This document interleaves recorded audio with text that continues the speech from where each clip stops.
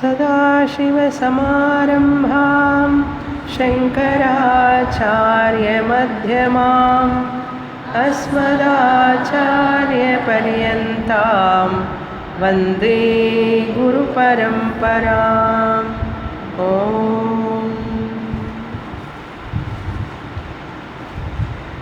క్రిందటి వారం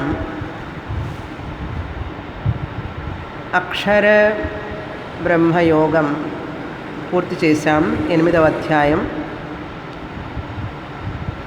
ఈరోజు 9వ అధ్యాయంలో ప్రవేశిస్తాం.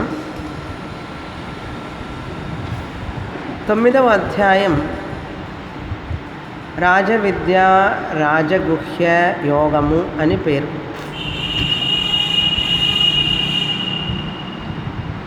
7 నుంచి 12వ అధ్యాయం వరకు మధ్యమ షట్కం అని విన్నాం. ఈ మధ్యమ షట్కం అంటే 6 అధ్యాయాలు.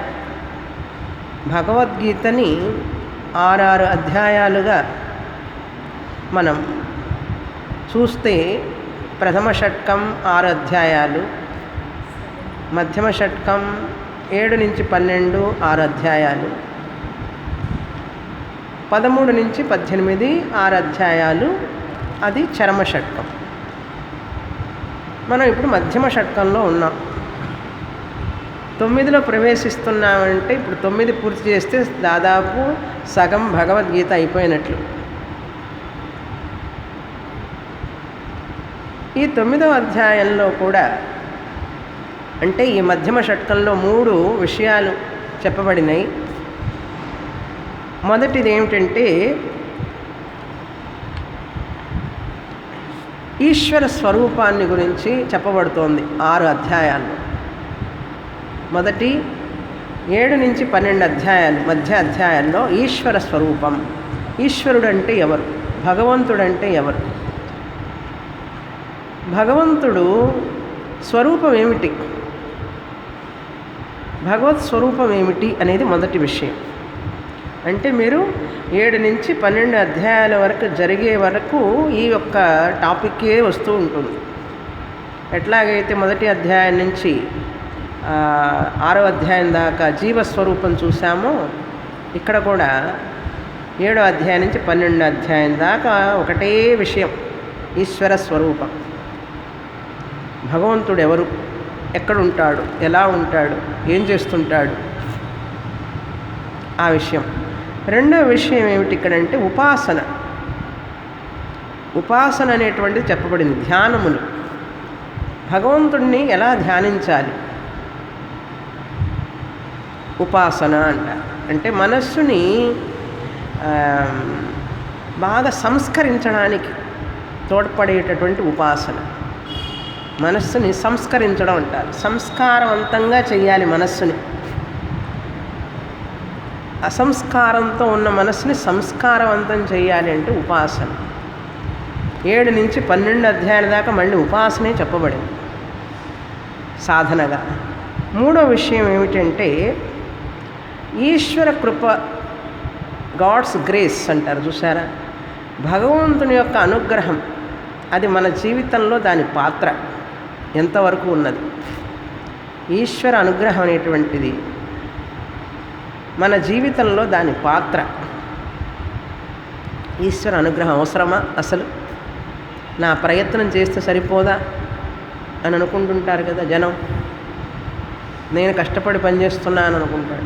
అసలు ఈశ్వర అనుగ్రహం అనేది పని చేస్తుందా లేదా, అది ఏమిటి, దాని గురించి కూడా కనుక ఈ 3 విషయాలు తెలుసుకుంటున్నాం మనం. 7వ అధ్యాయం అయిపోయింది, 8 అయిపోయింది. ఇప్పుడు మధ్యమ షట్కంలో 3వ అధ్యాయంలో ఉన్నాం, మొదలు పెడుతున్నాం. కనుక ఈ 3 విషయాలు మనం తెలుసుకోబోతున్నాం. ఇప్పుడు 7వ అధ్యాయంలో మనం ఏం తెలుసుకున్నాం, ఈశ్వర స్వరూపం అంటే ఇంతవరకు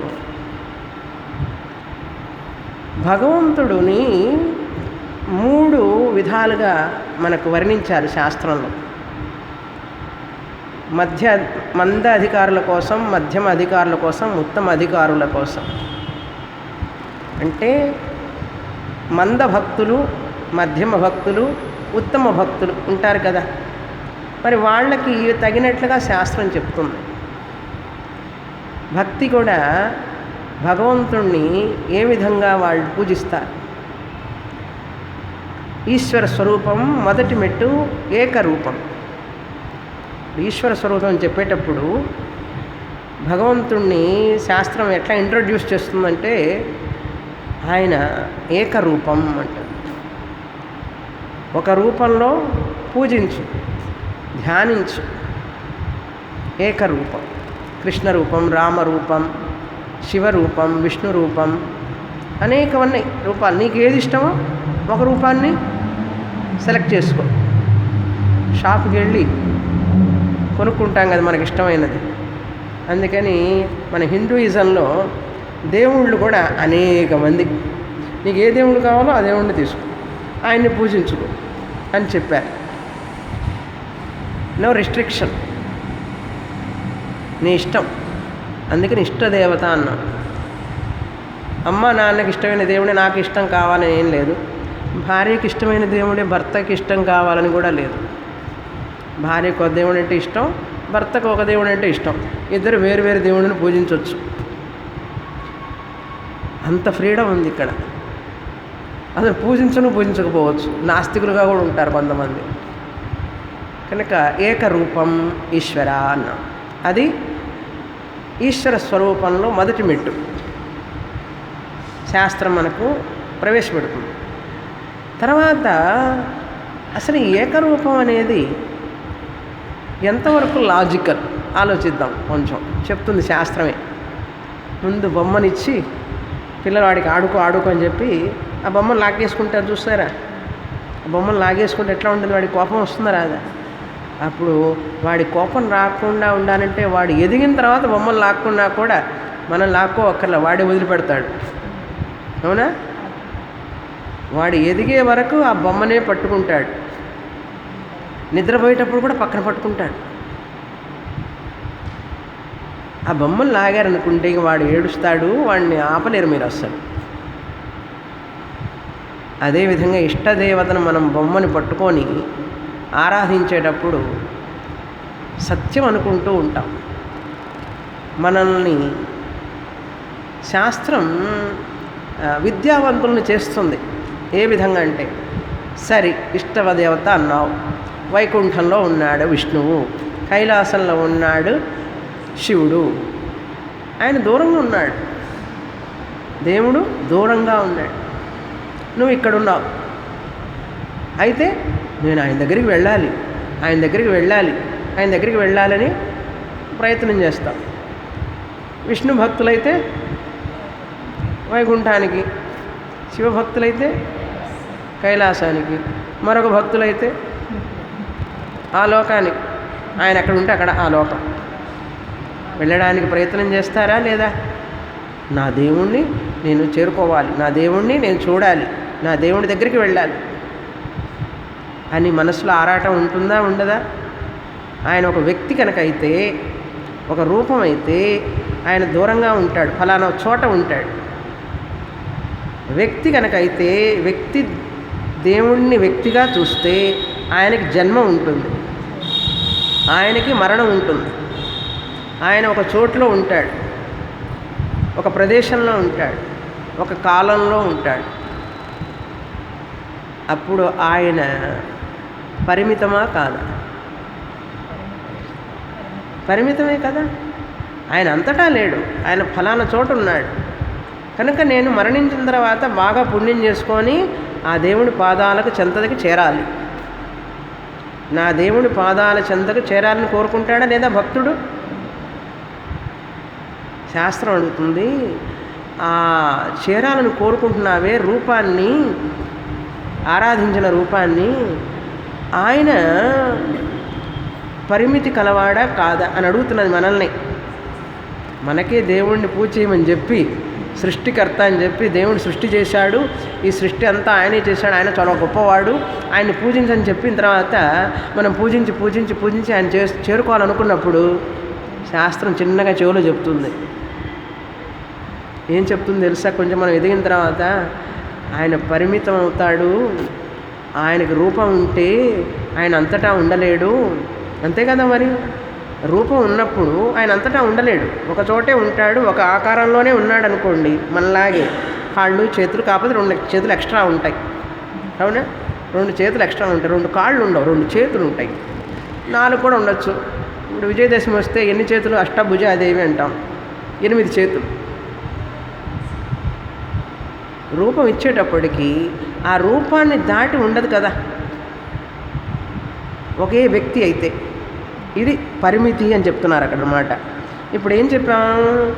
ఆ ఏకరూపంలో చూసారా మనం భక్తుడు దేవుణ్ణి, ఆయన సృష్టికర్త అని చెప్తుంది మొదట శాస్త్రం. ఆయనే సృష్టికర్త, దేవుడే సృష్టికర్త, నీ ఇష్టదైవమే సృష్టికర్త అంటుంది. ఆయన ఎంత గొప్పవాడు, ఆయనే సృష్టి చేశాడు అంటాడు. తర్వాత అంటుంది, ఆయన సృష్టికర్త కర్త నువ్వు పూజిస్తున్నప్పుడు మనకు ఈ ప్రపంచం అంతా చూస్తుంటే ఇందులో ఉన్నటువంటి లోటుపాట్లన్నీ కనపడుతుంటాయి కదా, లోటుపాట్లన్నీ కనపడుతుంటాయి కదా. అప్పుడప్పుడు కోపం వస్తుంది, కోపం వచ్చి ఆయన మీద కూడా కోపం వస్తుంది. ఎందుకు ఇట్లా సృష్టి చేశావు, మా ఆయన్ని ఎందుకు సృష్టించావు ఇట్లా, ఆయనకు మంచి బుద్ధి ఇచ్చి సృష్టించవచ్చు కదా, లేదా మా పిల్లవాడిని ఎందుకు ఇట్లా సృష్టించావు అడుగుతామా లేదా? దేవుణ్ణి అడుగుతామా లేదా? అడగడం ఏంటంటే పోట్లాడతాం కూడా, పోట్లాడతాం కదా. ఎందుకని? ఆయన సృష్టి చేశాడు అని. అప్పుడు ఏం చెప్తుంది శాస్త్రం తెలుసా? ఆయన ఒక చోట కూర్చొని దీన్ని సృష్టి చేయలేదు, ఆయన ఒక చోట కూర్చొని దీన్ని ఈ ప్రపంచాన్ని వేరుగా సృష్టి చేయలేదు. ఇంగ్లీష్లో ఏం చెప్పాను? గాడ్ క్రియేటెడ్ ద వరల్డ్ అనేది మొదటి స్టేట్మెంట్. ఏకరూప ఈశ్వర నా ఇష్టదైవమే సృష్టి చేశాడు, గాడ్ క్రియేటెడ్ ద వరల్డ్ అన్నా, అది మొదటి స్టేట్మెంట్. ఆయన సృష్టి చేశాడంటే ఈ ప్రాబ్లమ్స్ అన్నీ వస్తాయి. డెంగ్యూ ప్రాబ్లం, దోమలు, రకరకాల ప్రాబ్లమ్స్ అన్నీ వస్తున్నాయి కదా. ఇవన్నీ ఎందుకు సృష్టించాడు ఆయన? ఎందుకు సృష్టించాడు ఈయన్ని? టెర్రరిస్టులు ఎందుకు సృష్టించాడు ఆయన? నక్సలైట్లను ఎందుకు సృష్టించాడు? ఇవన్నీ ప్రశ్నలు వస్తాయి రాదా? మంచి సృష్టి చేయొచ్చు కదండి చేసేవాడు, ఇట్లాంటి సృష్టి ఎందుకు చేయడం అని ప్రశ్న వస్తుందా రాదా? ఆయనేమో హాయి కూర్చున్నాడు అక్కడ పాలసముద్రంలో ఆయన కూర్చున్నాడు. ఆయనకేం తెలుసు కష్టం, మన కష్టం అంటామా లేదా? ప్రశ్నిస్తామా లేదా? అప్పుడు మనకు దేవుడి మీద కోపం వస్తుందా రాదా? వస్తుంది. అప్పుడు ఆయన్ని తీసేస్తామా లేదా? తీసేస్తాం. నువ్వెందుకయ్యా, మనం అనుకున్నవన్నీ నెరవేరలేదనుకోండి, మనం అనుకున్నాం ఒకటి, ఆయన్ని నమ్మాం, ఆయన మనల్ని నెరవేరుస్తాడని చెప్పి అనుకున్నాం, నెరవేరలేదు, ఇంకా నువ్వెందుకయ్యా నాకు, పో వెళ్ళిపో అని చెప్పి దేవుణ్ణి ఆ పటాన్ని తీస్తామా లేదా? కోపం వస్తుందా రాదా? అప్పుడు శాస్త్రం చెప్తోంది అది తప్పు, దేవుడు సృష్టి చేశాడు అని కాదు, దేవుడే సృష్టిగా మారాడు అని.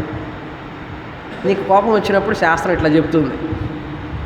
ఎందుకంటే కాస్త ఎదిగావు కదా, కొద్ది రోజులు దేవుణ్ణి ఆరాధించి ఎదిగావు. ఇప్పుడు ఏం చెప్తుందంటే, నాయన దేవుడు సృష్టి చేయలేదు, దేవుడు సృష్టిగా మారాడు. గాడ్ బికేమ్ ద వరల్డ్, దేవుడే ఈ సృష్టిగా మారాడు అని. అప్పుడు బంగారమే ఆభరణంగా మారిందంటే ఆభరణం అంతా ఏమున్నది? బంగారం. దేవుడే సృష్టిగా మారాడు అంటే సృష్టి అంతా ఏమున్నట్లు? దేవుడే. ఏది చూస్తున్నా, ఏది పట్టుకున్నా, ఏది విన్నా అంతా కూడా భగవంతుడే. దేవుడే దేవుడు, దేవుడు దేవుడు, అంతా దేవుడు. అంటే ఇప్పుడేం చేయాలి? ఏకరూపం కాదురా పిచ్చివాడా, ఏకరూపంగా చూడకూడదు ఆయన్ని. ఏకరూపంగా చూస్తే ఈ క్వశ్చన్లన్నీ వస్తాయి నీకు. పాపం ఆయనే ఈ సృష్టిగా మారాడు కనుక ఆయనే ఈ సృష్టి అంతా ఉన్నాడు, అంతటా ఉన్నాడు, అన్నిట్లో ఉన్నాడు. అప్పుడేం చేయమంటారండి? ఏముంది? ఆకాశాన్ని దేవతగా పూజించు, గాలిని వాయు దేవతగా పూజించు, అగ్నిని అగ్ని దేవతగా పూజించు, నీటిని జల దేవతగా పూజించు, భూమిని భూమి దేవతగా పూజించు, చెట్టుని పూజించు, రాళ్లను పూజించు, నదులు పూజించు, సముద్రాన్ని పూజించు. ఎందుకంటే ఆయనే కదా అంతా, అన్నీ పూజించు అన్నది. సరే, అది స్టార్ట్ చేస్తాం మళ్ళీ. ఇప్పుడు మొదటి మెట్టు నుంచి ఈ మెట్టుకు వచ్చాం. ఏకరూపం నుంచి అది కొంచెం ఇల్లాజికల్గా ఉందండి. ఇప్పుడు అర్థమైంది మాకు. విశ్వరూపానికి వచ్చేసాం. విశ్వరూపానికి వచ్చి ఏం చేస్తున్నాం?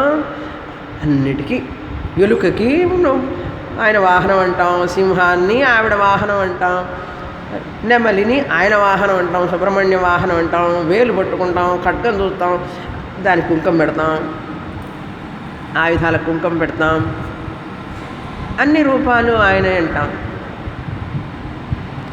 500 రూపాయల నోటు మీద కాలు పెడితే అమ్మో లక్ష్మి. రూపాయి నోట్లో కూడా ఆ భగవంతుడినే చూస్తాం. అట్లా ప్రతి దాని మీద, పుస్తకం మీద, న్యూస్ పేపర్ మీద కాలు పెడితే అమ్మో సరస్వతి. ఇట్లా ప్రతి దాన్ని. ఇంకా రేపు విజయదశమి వస్తుందంటే అన్నీ ఏం పెడతారు అక్కడ? కత్తిపీట దగ్గర నుంచి కత్తెర దగ్గర నుంచి, కత్తిపీట దగ్గర నుంచి అన్నీ అమ్మో అన్నీ ఆయనే. ఇది విశ్వరూప భక్తి. బాగుందా? బాగుంది. శాస్త్రం ఉంటుంది ఇక్కడ కూడా ఒక ప్రాబ్లం ఉంది అన్నది. ఏమిటి ఆ ప్రాబ్లం అన్నారు? ఈ సృష్టిలో మంచి చెడు రెండు ఉన్నాయి కదా. మంచి చెడు ఉన్నది. మనకు చెడు చాలా కనపడుతూ ఉన్నది. చెడు అనేటువంటిది అన్ని రంగాల్లో, అన్ని విషయాల్లో, అందరిలో, అన్నిట్లో చెడు కనపడుతున్నదా లేదా? ఏమండి, సృష్టి ఆయనగా మారితే మరి చెడు ఏమిటండి? భగవంతుడిలో చెడు ఎట్లా ఉంటుందండి? చెడ్డది, చెడు అంటే మంచిది కానటువంటిది కనపడుతోంది కదా. మీరేమో ఆ భగవంతుడే సృష్టిగా మారాడని చెప్పారు. మరి చెడు కూడా ఎట్లా ఉంటుందండి భగవంతుడిలో? ఇప్పుడు టెర్రరిస్ట్ కూడా భగవంతుడేగా. అప్పుడు వాడిని ఎందుకు కాల్చి చంపడం? టెర్రరిస్ట్ మంచివాడా చెడ్డవాడా? మంచివాడు కాదు. మరి చెడు కూడా ఉన్నది కాబట్టి భగవంతుడే చెడులో కూడా ఉన్నాడా అంటే భగవంతుడిలో చెడు ఉన్నదా అంటే శాస్త్రం చెప్తుంది నో.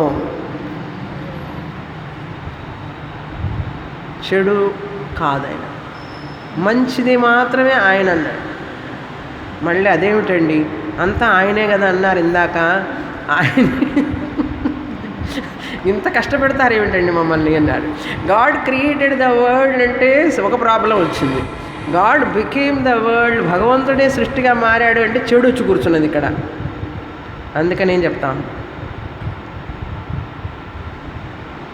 అప్పుడు ఏం చెప్తుందంటే మంచి చెడు అనేది నీకు అనిపిస్తున్నది ఉన్నట్లుగా గాడ్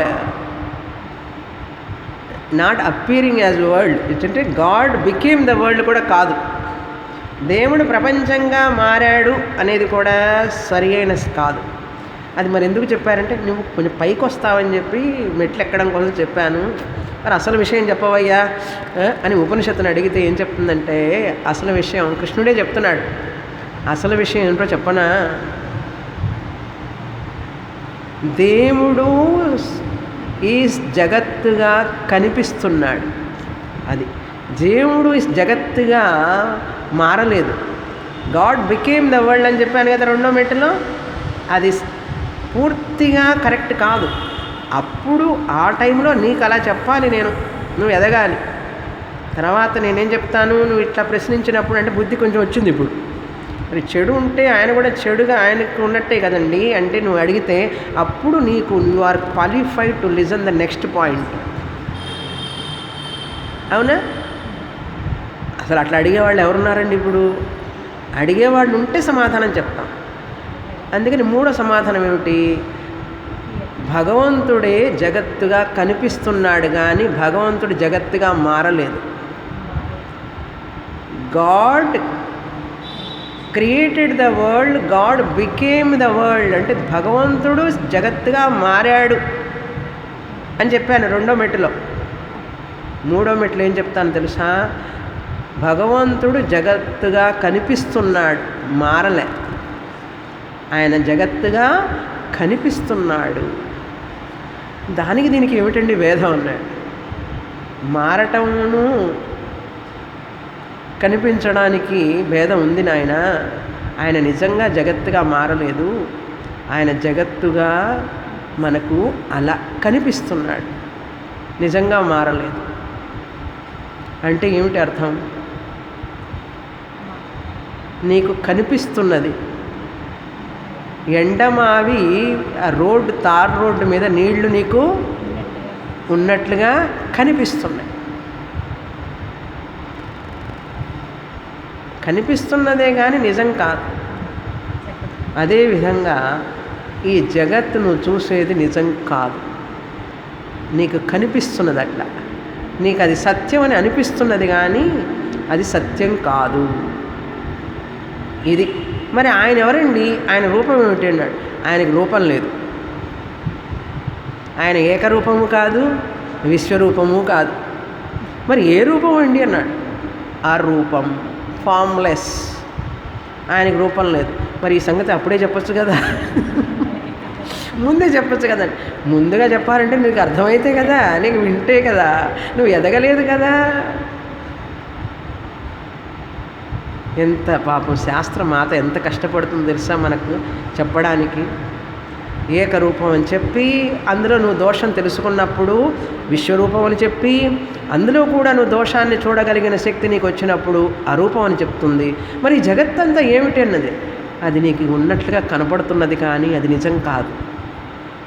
ఇది నిజం కాదా? అవును, కాదు.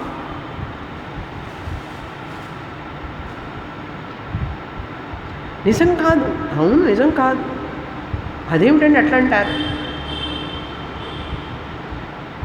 ఈ డెస్క్ ఉంది నా ముందు, కనపడుతున్నదా? డెస్క్ ఉంది, పుస్తకం పెట్టుకున్నాను కదా. డెస్క్ ఉన్నదా, చెక్క ఉన్నదా? కొయ్య అంటారు, చెక్క. కొయ్యని చెక్క అంటారు కదా, చెక్కని కొయ్య అంటారు. ఇప్పుడు నేను పట్టుకున్నది డెస్క్నా కొయ్యనా? చెక్కని పట్టుకున్నాను, డెస్క్ని పట్టుకోలేదు. లేదండి, మీరు డెస్క్ని పట్టుకున్నారు. సరే, మీరు డెస్క్ తీసుకుపోండి, నేను చెక్కని పట్టుకుంటా. మీరు డెస్క్ తీసుకెళ్ళండి, నేను చెక్కని పట్టుకుంటాను. ఈ కొయ్యని, ఈ వుడ్ని నేను పట్టుకుంటాను, మీరు తీసుకోండి. ఏమండి, వుడ్ కంటే డెస్క్ లేదండి, ఎట్లా పట్టుకుంటాం అన్నారు. అవునా? అంటే డెస్క్ అనేది మన వాడే పేరు, అది నిజంగా లేదు. ఈ వస్త్రం ఏమిటి? దారం. చొక్కా అంటున్నారు, వేసుకున్నారు. చొక్కా ఎక్కడుంది? దారం ఉన్నది. పడుగు పేకల్ లాంటి దారంతో చేయబడినటువంటి చొక్కా, చీర. దారమే కానీ సత్యం, అది సత్యం కాదు. మనం వాడే పేరు సత్యం కాదు. దారం అంటే ఏమిటి పని? దూది. దూది ఎక్కడుంది? చెట్టులో నుంచి వచ్చింది. చెట్టు ఎక్కడుంది? భూమిలో నుంచి వచ్చింది. భూమి ఎక్కడుంది? నీటి నుంచి వచ్చింది. నీరు అగ్ని, అగ్ని వాయువు నుంచి, వాయువు ఆకాశం నుంచి, ఆకాశం పరమాత్మ నుంచి వచ్చింది. సరిపోయిందా? అంతే. కనుక మీరు ఇట్లా ఒక్కొక్క పేరుని మీరు వాడే వస్తువులు ఇంట్లో అన్నిటినీ దగ్గర దాన్ని చూసి అసలు నువ్వు ఎక్కడున్నావు అని అడగాలి. అట్లా ప్రశ్న వేయాలన్నమాట. అలా వేస్తూ వస్తే ఈ నామరూపాలన్నీ కూడా కలలో మనం చూసేటటువంటి పదార్థాల వంటివే. నువ్వు అవి సత్యం అనుకుంటున్నావు. ఈ శరీరం నేను అన్నావు. ఈ కాలు నువ్వా, చెయ్యి, ఎముక, శరీరం, స్కిన్, బ్లడ్, రక్తం ఇవన్నీ ఉన్నాయి లోపల. వాటి మీద, ఎముకల మీద ఒక తోడు ఉంది. నువ్వెవరు అసలు? ఒక్కొక్క భాగాన్ని తీసి పక్కన పెట్టండి. మెంటల్గా పక్కన పెట్టేసామనుకోండి, నేను ఎక్కడ ఉన్నాను చెప్పండి.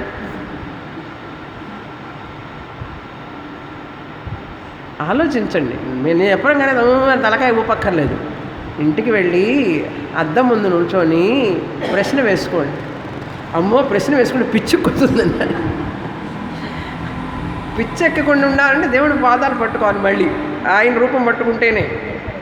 నాయన, నాకు నీ అసలు నిజం రూపం అర్థమయ్యే వరకు నాకు పిచ్చెక్కకుండా కొంచెం నేను పట్టుకో. అందుకంటే ఆయన అంటాడు, నా పిచ్చి ఉండాలి నీకు.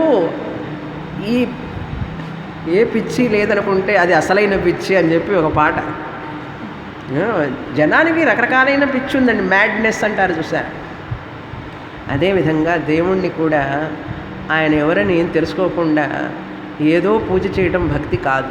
కృష్ణ పరమాత్మ ఏమన్నాడు? నన్ను నిజంగా తెలుసుకునేవాడు చాలా అరుదన్నాడు. అలా తెలుసుకునేవాడు చాలా చాలా రేర్. ఆయన చెప్తున్నాడు ఇక్కడ ఈ యొక్క భగవద్గీతలో, నాకు అసలు రూపమే లేదు, రూపం ఉందనుకుంటున్నారు, అన్ని వస్తువుల్లో నన్నే చూస్తున్నారు, ఆ వస్తువులన్నీ సత్యం కాదు, అసలు ఆ వస్తువుల వెనకాల ఉన్నటువంటి ఆత్మ చైతన్యాన్ని గమనించలేకపోతున్నారు, మోహంలో పడి మాయలో పడిపోయినారు. కనుక ఏకరూపా నుంచి విశ్వరూపానికి, విశ్వరూపం నుంచి అరూపానికి రావాలి. అసలు ఈశ్వరుడు అంటే ఎవరు, ఆయనకు రూపం ఉన్నదా లేదా అని తెలుసుకోవడానికి ప్రయత్నం చేయాలి అని చెప్పి మనకు ఈశ్వర స్వరూపాన్ని గురించి చెప్పారు. కనుక ఇప్పుడు 3 మెట్లు అయిపోయినాయి కదా. ఏకరూపం మొదటి మెట్టు, విశ్వరూపం రెండో మెట్టు, అరూపం మూడో మెట్టు. కనుక స్వప్నంలో ఉన్నవాడికి స్వప్నం సత్యం, అజ్ఞానంలో ఉన్నవాడికి జగత్తు సత్యం. ఇక్కడ అజ్ఞానం అనే నిద్ర, అక్కడ మరొక నిద్ర. కల రావడానికి నిద్ర కారణం, ఈ ప్రపంచం కనపడడానికి అజ్ఞానం అనే నిద్ర కారణం. కనుక ఇప్పుడు అజ్ఞానం అనే నిద్రలో నుంచి బయటకు వస్తే ప్రపంచం కనపడకుండా పోతుంది. ప్రపంచం కనపడకుండా పోదు, ప్రపంచం సత్యం అని తెలియదు, సత్యం అనిపించదు, కనపడుతుంది. కానీ మీకు కళ కనపడింది అనుకోండి, మెలకు వచ్చిన తర్వాత ఊరికి ఒక కాసేపు అనుకుందాం, కళ వచ్చిన తర్వాత కళలో మెలకు వచ్చిన తర్వాత కళలో వస్తువులు కనపడవు, ఉండవు. ఒకవేళ మెలకు వచ్చిన తర్వాత మన కళ్ళ ముందే కనపడుతుంది అనుకోండి, కనపడుతూ ఉంటే ఎట్లా ఉంటుంది? బాగుంది కళ, చాలా బాగుంది, నిజం కాదని తెలుస్తుంది, చూస్తూ ఉంటాం. జ్ఞానికి కూడా జ్ఞానం వచ్చిన తర్వాత ఈ జగత్తు కనపడుతూ ఉంటుంది, కళ అని తెలుసు ఆయనకి. కళ లాంటిది, స్వప్నం లాంటిది ఇది. స్వప్నంలో ఎలాగైతే వస్తువులన్నీ సత్యం కాదో, ఇవన్నీ కూడా సత్యము కాదు అని జ్ఞానికి తెలుసు. అయితే తెలిస్తే ఏమిటండి పెద్ద విషయం అన్నాడు. అవి సత్యం కాదు కనుక కళలో ఉన్న నిప్పు దహిస్తుందా? కళలో నీళ్లు తడుపుతాయా నిన్ను? కళలో సింహం కరుస్తుందా? అదేవిధంగా ప్రాపంచికంగా ఉన్నటువంటి వస్తువులన్నీ ఇవి బాధ కలిగిస్తున్నాయి నాకు, దీనివలన నాకు బాధ అనేటటువంటి బాధ ఉండదు జ్ఞానం వస్తే. అది సమస్య ఉండదు. అవి సత్యం అనుకున్నంతసేపు సమస్య, బాధ. అవి సత్యం కాదని తెలుసుకోవడానికి నాకు అర్హత కావాలి, ఎంతో అర్హత కావాలి. అర్హత సంపాదించుకోవాలి. ఏం చేయమంటారండి దానికి? ట్రెడ్మిల్ చేయమంటారా, సైక్లింగ్ చేయమంటారా? అర్హత అంటేనారు ఈశ్వర కృప కావాలి. భగవంతుణ్ణి ప్రార్థించండి, నాకు ఈ జన్మలో పరమ సత్యాన్ని తెలుసుకునేటటువంటి అర్హతని నాకు ప్రసాదించు, నాకు శక్తినివ్వు, నా గురువుకి శక్తినివ్వు, నాకు బోధించడానికి, నాకు వినే శక్తిని కూడా ఇవ్వు, అర్థం చేసుకోవడానికి శక్తినివ్వు అని చెప్పి ప్రార్థన చేసిన వాళ్ళకి లభిస్తుంది. అలా చెయ్యని వాళ్ళకి లభించదు. అలా ప్రార్థించాలి. ఈశ్వర కృప కావాలి. ఈశ్వర కృప అంటే మనం అడగాలి, నాకు ఇది కావాలని అడగాలి. ఆయన నిజస్వరూపం నాకు తెలియాలి. ఎందుకంటే ఇప్పుడు భగవంతుడు దూరంగా ఉన్నాడు అనుకోండి, వస్తువుల్లో చూస్తాం కానీ ఆయన దూరమే కదా మనకు. నేను వేరే, ఆయన వేరే కదా. ఎప్పుడు మనం ఆనందంగా ఉంటాం. ఒక ఇస్తట్లు అన్నీ పెట్టిన తర్వాత ఆ మనిషిని అడిగితే బాగున్నాయా, రుచిగా ఉన్నాయా అన్నాడు. నేను ఇంకా తినలేదన్నారు. తినకుండా చెప్పులే అంటే, నేను తినకుండా ఎట్లా చెప్తాను? అవన్నీ లోపలికి పోతే నాలో ఐక్యం అయితే అప్పుడు ఆనందంగా చెప్తాను. అదేవిధంగా ఒక వ్యక్తిని మనం బాగా ప్రేమిస్తున్నామంటే, ఇష్టపడుతున్నామంటే, అమ్మాయినో మన అబ్బాయినో మన అమ్మాయినో కూతురునో కొడుకునో ఆ పిల్లల్ని బాగా ఇష్టపడుతున్నాను అనుకోండి. ఒక స్నేహితుడు ఇంకో స్నేహితుడిని బాగా ఇష్టపడుతున్నా అని చెప్పడానికి ఏం చేస్తారు? కౌగిలించుకుంటారు, ఎంబ్రేసింగ్. మన ఆ కౌగిలించుకున్నప్పుడు ఒకటైపోతారు ఇద్దరు. ఇంకా దూరంగా ఎంత దూరం ఉండకూడదు, శ్వాస కూడా తీసుకోలేనంత దగ్గరికి అయిపోతే అబ్బా ఇప్పుడు మన ఇద్దరం ఒకటైపోయినాం. ఎట్లయినా ఒకటైనాము అని భావన వస్తుంది. అంటే మనిషి దూరాన్ని భరించలేడు, డిస్టెన్స్ని భరించలేడు. దేవుడితో కూడా అంతే.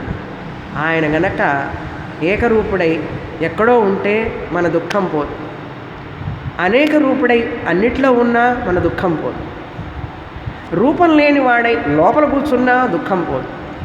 ఎందుకంటే నాకంటే వేరే కదా ఆయన. వేరే అయితే ఇప్పుడు ఏం చేయాలి? కౌగిలించుకోవాలి ఆయన్ని. నేను ఎట్లా కౌగిలించుకునేది?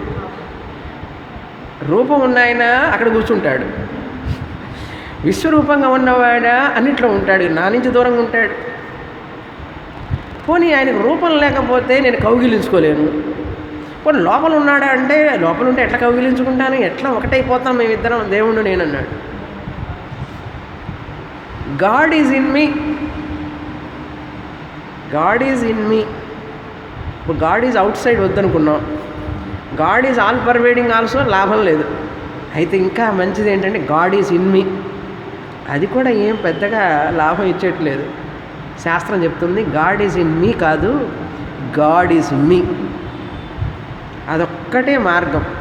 భగవంతుడిని నేనే అని అనుకుంటే తప్ప, ఆ ఐక్యం వస్తే తప్ప భగవంతుడు నాకెప్పుడు దూరమే అవుతాడు. అట్లా ఎవరైతే ఆయన్ని ఐక్యం చేసుకుంటారో వాళ్ళ స్వరూపంతో, ఉప్పు నీళ్ళల్లో వేస్తే ఏమైపోతుంది? కరిగిపోతుంది. తర్వాత ఉప్పు కనపడుతుందా? కనపడదు. ఏమైపోయింది? నీరంతా ఎక్కడ ఏముంది? ఉప్పుమయం. అలా అయిపోవాలి ఆత్మస్వరూపంలో మనం. అప్పుడు ఆయన ఆత్మస్వరూపం, నేను ఆ ఆత్మస్వరూపాన్ని తెలుసుకున్నప్పుడు ఎంత డిస్టెన్స్ ఉంది ఆయనకి నాకు? 1 అంగుళం 2 అంగుళాలు. మళ్ళీ అంగుళం ఉంటే మళ్ళీ కష్టం. అమ్మో నేను భరించలేను ఆయన్ని. దూరంగా ఉంటే భరించలేను, దగ్గరగా ఉండాలి. దగ్గరగా ఉన్నా కూడా కొంచెం ఇంకా దగ్గర, ఇంకా ఎంత దగ్గరికి వస్తాం? రూపం ఉన్నంతసేపు దగ్గరికి రావడం కష్టం. అందుకని నువ్వే నేను, నేనే నువ్వు. నేను లేక నువ్వు లేవు, నువ్వు లేక నేను లేను. పాటకి కూడా తెలిసిపోయింది, అమ్మమ్మ గారికి కూడా. ఒక పాట, సినిమా పాట గుర్తు వచ్చేసింది చూసారా? నేనే నువ్వు, నువ్వే నేను. నువ్వు లేకుండా నేను లేకుండా ఈ జగమే లేదు. ఆత్మే అంతటా ఉన్నది. ఆ ఆత్మని నేనే, పరమాత్ముడు ఆత్మ, నేనే ఆత్మ, మేమిద్దరం ఒకే ఆత్మ కనుక ఉన్నదంతా ఆత్మే. సరే, ఈ విధంగా ఈశ్వర స్వరూపాన్ని అర్థం చేసుకొని ఏం చేయమంటారు? కృష్ణ పరమాత్మ అంటున్నారు, అర్జున చెప్తాను విను అసలు రహస్యం. రాజవిద్య రాజగుహ్యం అన్నారు. ఈశ్వర స్వరూపాన్ని చెప్తూ తర్వాత ఈ విషయాన్ని ఇంకా నువ్వు అర్థం చేసుకోవాలనుకుంటే 12వ అధ్యాయం దాకా వెళ్ళాలి. ఇంది ప్రయాణం, జర్నీ. ఈ జర్నీ అంతా పూర్తయితే కానీ నా గురించి నీకు సరిగ్గా తెలియదు. క్లాసు వస్తూ ఉండు, వింటూ ఉండు, స్వామిని చెప్తూ ఉంటారు, నీకు అర్థమవుతుంది అంటున్నారు కృష్ణ పరమాత్మ. సరే, ఇప్పుడు మొదలుపెట్టయ్యా 9వ అధ్యాయం వింటాం. ఏం చెప్తారు అంటే, అద్భుతమైనటువంటి అధ్యాయం, చాలా ముఖ్యమైనటువంటిది. అందులో ముఖ్యంగా ఉపనిషత్తుల సారం చెప్పబడింది. 4 నుంచి 10 శ్లోకాల్లో మొత్తం ఆ 4 నుంచి 10 శ్లోకాలు ఈ అధ్యాయంలో కంఠస్థం చేస్తే మనకు శాస్త్రం అంతా వంటబెట్టినట్లే. చదువుతాం మొదటి శ్లోకం, 4వ శ్లోకానికి తర్వాత వెళతాం. అథ నవమోऽధ్యాయః శ్రీభగవానువాచ ఇదం తు తే గుహ్యతమం ప్రవక్ష్యామ్యనసూయవే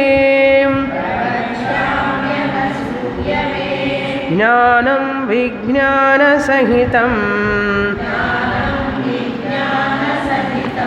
యే జ్ఞాత్వా మోక్షసే శుభాత్.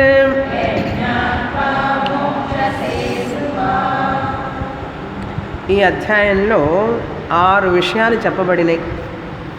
మొదటి విషయం ఏమిటంటే జ్ఞానస్తుతి. జ్ఞానస్తుతి, ఆత్మజ్ఞానస్తుతి. ఇది వినడానికి తగిన అధికారి అవి చెప్పబడింది మొదటి విషయం. రెండవ విషయం ఈశ్వర స్వరూపం. 12వ అధ్యాయం వరకు ఈ విషయాన్ని వదిలిపెట్టరు ఆయన కృష్ణ పరమాత్మ. ఈశ్వర స్వరూపం, ద నేచర్ ఆఫ్ గాడ్. మూడవ విషయం బంధ కారణం. బంధానికి ఏమిటి కారణం? బంధింపబడిన వ్యాధి జర మరణాలతో బంధింపబడినాడు మనిషి. వీటికి కారణం ఏమిటి? బంధ కారణం. నాలుగవ విషయం భక్తులలో రకాలు, ఆస్తికులు నాస్తికులు. ఆ ఆస్తికుల్లో కూడా మళ్ళీ వెరైటీస్.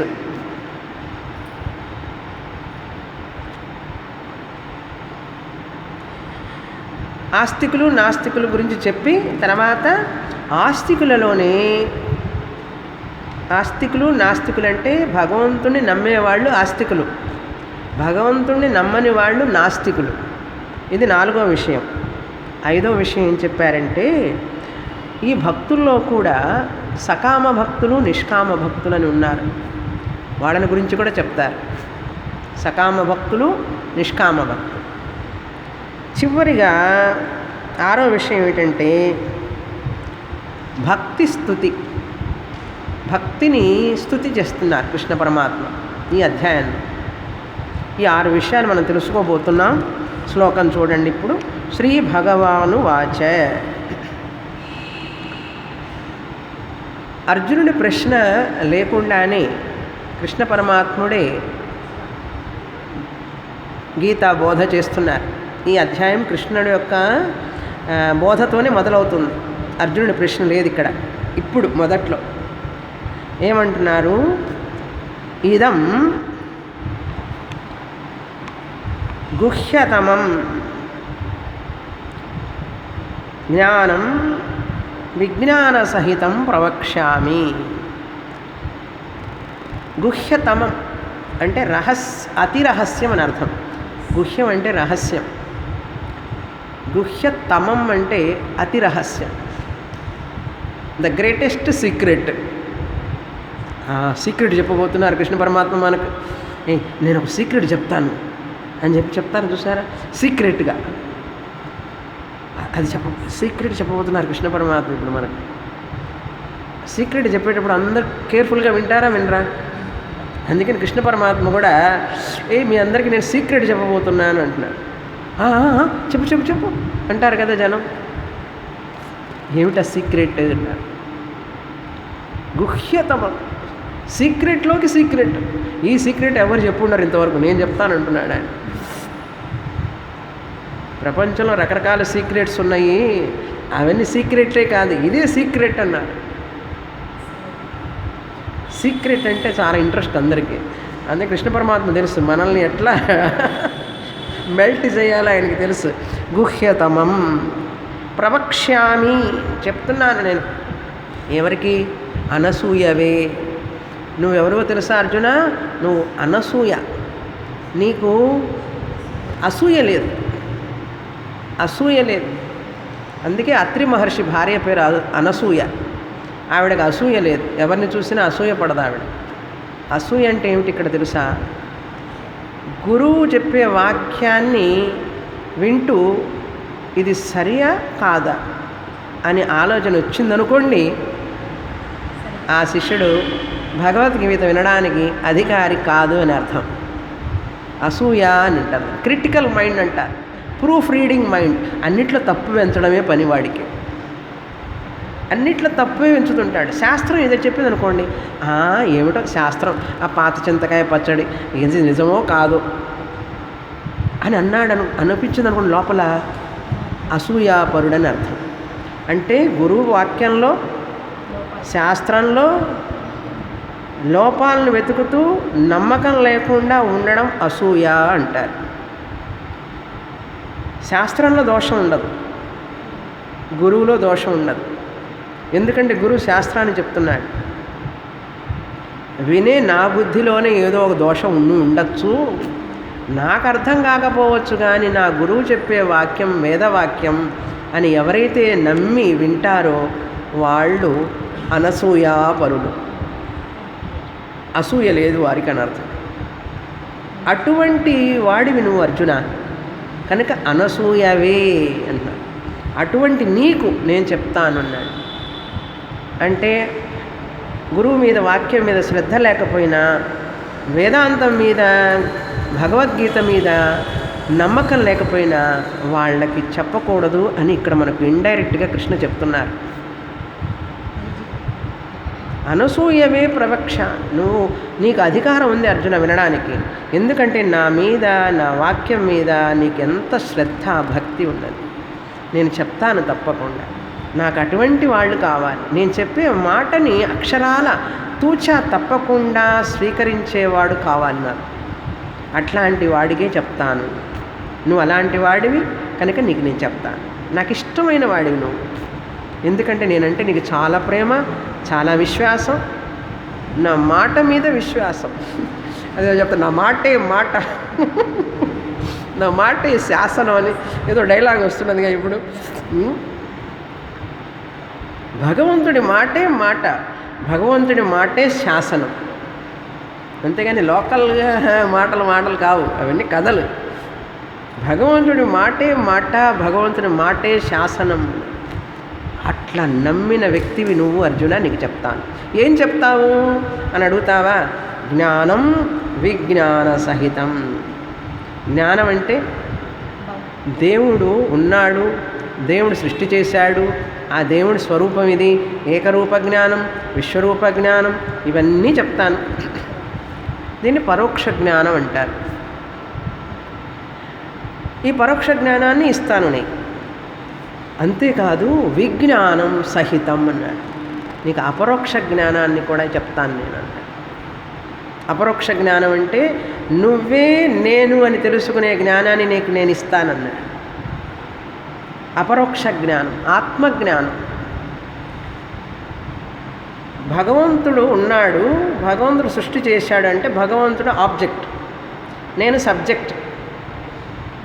ఇది జ్ఞానం. భగవంతుడు ఉన్నాడు, ధన్ను మన్ను సబ్బకుచ్చి తేరా అని పాడుతూ ఆరతిస్తూ ఉన్నాడు, ఎక్కడో ఉన్నాడు, సృష్టి చేశాడు, మన మధ్యనే ఉన్నాడు, అంతటా ఉన్నాడు, లోపల ఉన్నాడు, బయట ఉన్నాడు. జ్ఞానం ఉన్నది కదా. ఈ జ్ఞానం పరోక్ష జ్ఞానం, ఆబ్జెక్ట్. భగవంతుడిని ఒక ఆబ్జెక్ట్గానే చూస్తాం. విజ్ఞానం అంటే ఆబ్జెక్ట్ కాదు, భగవంతుడు I the subject. God is there, God is in me, ఇది జ్ఞానం. God is there, God is in me. దేవుడు ఉన్నాడు, దేవుడు లోపల ఉన్నాడు అంటే ఇది జ్ఞానం, పరోక్ష జ్ఞానం. ఆ జ్ఞానమే కాదు అర్జున, దానికి పైన ఇంకో జ్ఞానం ఉంది. అదేమిటి? గాడ్ ఈజ్ మీ. నువ్వే దేవుడు అని తెలుసుకునేటట్టు నేను చేస్తాను. నువ్వు నాకంటే వేరు కాదు అని తెలుసుకునేటట్లుగా నీకు జ్ఞానం ఇస్తాను నేను. అటువంటి జ్ఞానాన్ని చెప్పబోతున్నాను, విను.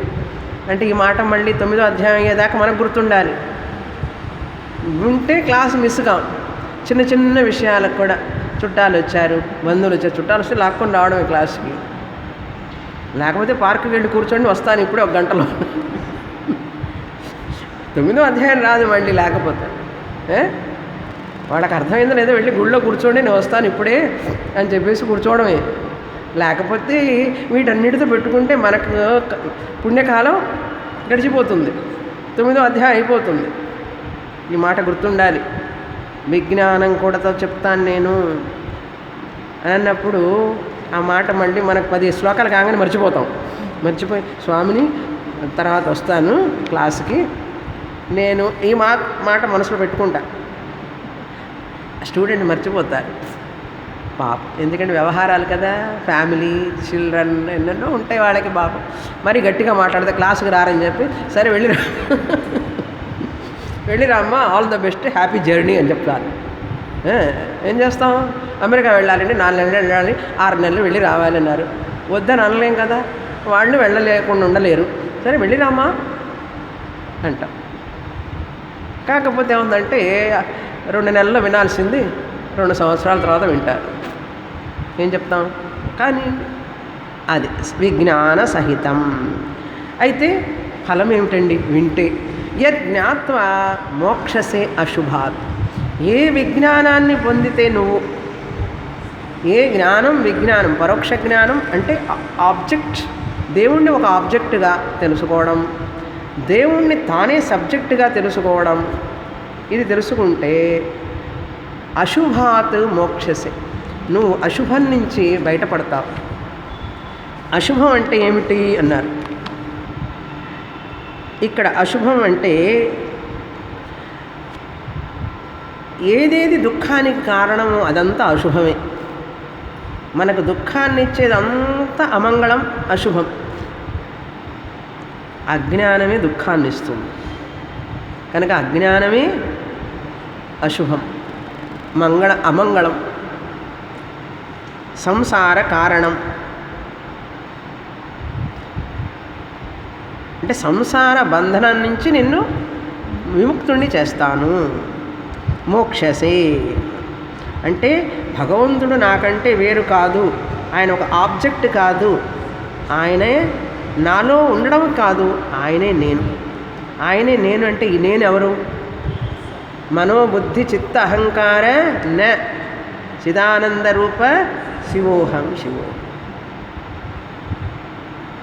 అది భగవంతుడే నేను అంటే ఈ అన్నానగర్లో, శనానగర్లో ఉంటున్నటువంటి అడ్రస్ సో అండ్ సో కాదు భగవంతుడు. ఈ శరీరాన్ని నిలుపుతున్నటువంటి ఆత్మ చైతన్యం ఏదైతే ఉన్నదో ఆ ఉనికి ఎరుక తత్వం, అది నేను. ఆ తత్వమే ఆయన భగవంతుడు. ఆయన ఉనికి ఎరుక తత్వం, నేను ఉనికి ఎరుక తత్వం. ఆయన ఉనికి ఎరుక, నా ఉనికి ఎరుక ఒక్కటే, అదే ఆత్మ. కనుక ఆయన నేను వేరు కాదు. ఇది ఈ విషయం తెలుసుకుంటే అమంగళాల నుంచి బయటపడతాం, దుఃఖాన్ని నుంచి బయటపడతాం. ఇంత గొంతు చించుకొని చెప్పినా కూడా గుర్తు ఉండాలి. అయితే విన్నప్పుడు బాగుంటుంది, చాలా ఆనందంగా ఉంటుంది, మళ్ళీ మర్చిపోతాం. అదే కదా మాయ అంటే. ఆ తీవ్రత, విన్నప్పుడు ఉన్న తీవ్రత అది కంటిన్యూస్గా ఉండాలి, కంటిన్యూస్గా అదే వెలుగులో ఉండాలి, అదే కాంతితో ఉండాలి, అదే ఇంటెన్సిటీగా ఉండాలి. ఆరంభ సూరత్వం ఉండకూడదు. కాసేపు ఉంటుంది మళ్ళీ పోతుంది. అన్ని విషయాలు అంతే కదా ప్రపంచంలో. కానీ తీవ్రమైన ముముక్షువుకి అది తగ్గదు, ఇంకా పెరుగుతూ ఉంటుంది, అధికం అవుతూనే ఉంటుంది కానీ తరగదు. తరిగింది అంటే మన ముముక్షులం కాదు అని అర్థం. అది పెరుగుతూనే ఉండాలి. ఎలా పెరుగుతుంది? ఆయనే పాపం చెప్తాడు అన్నిటికీ, కృష్ణ పరమాత్మే. అది ఎలా పెంచుకోవాలి, ఆ ముముక్షుత్వాన్ని ఎలా శ్రద్ధ రావాలి. అందుకని ఆ కళ్ళకు అద్దుకోవాలి. ఆ భగవద్గీత మీద విపరీతమైన ప్రేమ పెరగాలి, పిచ్చి పెరగాలి ఆ భగవద్గీత మీద. మన పిల్లల మీద ఎంత ప్రేమ పెరుగుతుంది. అబ్బాయి అమ్మాయి మనవడి మీద అబ్బా ఎంత ప్రేమో. ఎట్లా తెలుసండి మీకు స్వామిని అన్నారు. ఎలా తెలిసేది ఏమిటి, ఎప్పుడు ఆలోచిస్తుంటావు కదా. నీ మనస్సులో ఎప్పుడు ఎవరి గురించి ఆలోచిస్తావు ఒక్కసారి క్వశ్చన్ వేసుకో. మనవరాలు మనసులోకి వస్తుంది, మనవడు వస్తాడు, అబ్బాయి వస్తాడు, అమ్మాయి వస్తుంది, మన కూతురు వస్తుంది. మనసులో ఎక్కువసేపు ఎవరి గురించి ఆలోచిస్తే వాళ్ళు ఉన్నారు నీ మనసులో అని అర్థం. వాళ్ళ మీద నీకు ప్రేమ అని అర్థం. మరి వాళ్ళే కదండి నా చుట్టూ ఉన్నారు. అవును ఉన్నారు, చుట్టూ ఉన్నారు. ఆలోచించు. ఓకే, కృష్ణ పరమాత్మ అంటాడు, సరే నేను ఇక్కడ కూర్చుంటాను, కృష్ణాష్టమికి నన్ను గుర్తు చేసుకో, నా పేరు చెప్పుకొని మురుకులు చేయడాలన్నీ తిను అన్నాడు. తింటూనే ఉన్నాం, ఆయనకు అలంకారం చేస్తూనే ఉన్నాం, మనం పూజలు చేసుకుంటూనే ఉన్నాం. ఆయన చూస్తుంటాడు, ఎంతకాలం ఇట్లా మురుకు చీడలు చేసుకొని నా పేరు చెప్పుకొని తింటున్నారు ఇట్లంతా. ఒక్కరోజన్నా ఆ స్వామిని చెప్పే మాటల్లో తీవ్రతని అర్థం చేసుకొని అది గ్రహించడానికి ఏమన్నా పాటుపడుతున్నారా, వీళ్ళు ప్రయత్నం చేస్తున్నారా అని చెప్పి ఆయన కూడా గడ్డం కింద చేయి పెట్టుకొని ఆలోచిస్తూ ఉంటాడు. ఇంతకంటే మార్గం నేనేమిచ్చేది వీళ్ళకి, వారానికి ఒక రోజు ఇట్లా రెండో కోర్సు కూడా చెప్తున్నారు, ఆమెకి ఎంత శక్తి ఇచ్చి నేను పంపిస్తూ ఉంటే క్లాస్కి వీళ్ళకి అర్థం కావడం, ఇదంతా నా వర్ణన. ఆయన కృష్ణ పరమాత్మ ఆలోచిస్తున్నాడు, నేను అమంగళాన్ని నుంచి బయట వేస్తాను, నిన్ను విముక్తుణ్ణి చేస్తాను అర్జున, ఈ యొక్క అపరోక్ష జ్ఞానాన్ని కూడా ఇచ్చి అన్నాడు. అయితే నన్ను ఏం చేయమంటావయ్యా, బాగానే ఉంది నువ్వు చెప్పేది, నేను అర్థం చేసుకుంటాను అన్న. ఇంకా విను నాయన, శ్రద్ధగా విను, 1కి 10 సార్లు విను. ఆ మనసులో ఆక్యుపై ఉన్నారు వాళ్ళందరినీ పక్కన పెట్టు, కాసేపు అసలు తీసి మనము కొంచెం పక్కన పెట్టు, నాకు కూడా కొంచెం ప్లేస్ ఇవ్వు లోపల, నాకు కూడా కొంచెం ప్లేస్ ఇవ్వు, ఇస్తే నేను ఏమైనా చేయగలను, లేకపోతే అందుకని నాకు శరణాగతుడు వైపు, నన్నే తలుచుకో, నన్నే ఆరాధించు, నన్నే కోరుకో అన్నాడు. అట్లయితే నీకు నేను లభిస్తాను. సరే చెప్తాను విను, మరి ఎక్కువగా మాట్లాడకుండా చెప్పోయ్యా అంటే 2వ శ్లోకంలో చెప్తున్నారు, రాజవిద్యా రాజగుహ్యం పవిత్రమిదముత్తమం ప్రత్యక్షావగమం ధర్మ్యం సుసుఖం కర్తుమవ్యయం. ఇప్పుడు నేను చెప్పబోయే విద్య ఇటువంటిది అని చెప్తున్నారు. రాజవిద్య, విద్యలలో కన్నిటికీ రాజా, the king of all sciences. విద్య అంటే అన్ని విద్యలు, 64 కళలు అంటుంటారు చూసారా మన వాళ్ళు, 64 కళలు, వాటన్నింటిలోకి రాజా నేను చెప్పబోయే విద్య. రెడీగా ఉండు వినడానికి. రాజవిద్య, కింగ్ ఆఫ్ ఆల్ సైన్సెస్, విద్యానాం రాజా రాజవిద్య. అంతేకాదు గుహ్యతమం, గుహ్యానాం రాజ, తమం అంటే మళ్ళీ రహస్యాలన్నిటిలోకి రహస్యం, ఇది రహస్యాలన్నింటిలోకి రహస్యం అన్నారు.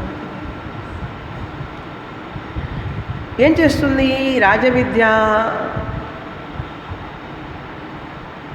ఏం చేస్తుంది ఏంటి, ఉత్తమం పవిత్రం, ఇది పవిత్రమైనటువంటిది.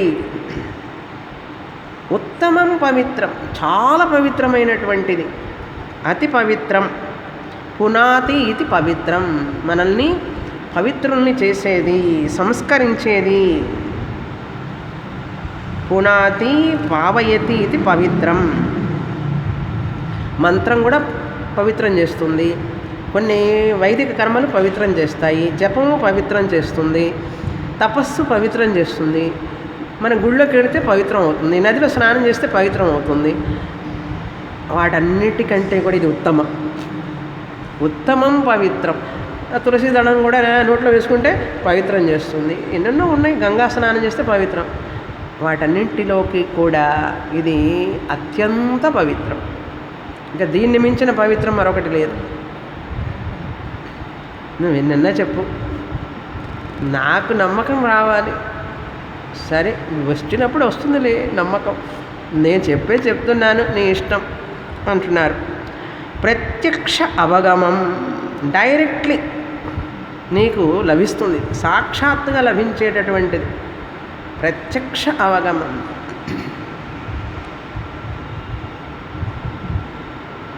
చాలా దగ్గరగా చాలా సన్నిహితంగా నీకు లభించేటటువంటిది. ఎక్కడో లేదు, దూరంగా లేదు, దగ్గరగా కూడా లేదు. ఎక్కడో లేదు. నేను చెప్పబోయే ఆ విద్య ఎక్కడో లేదు, దూరంగానూ లేదు, దగ్గరగానూ లేదు. అదేమిటయ్యా?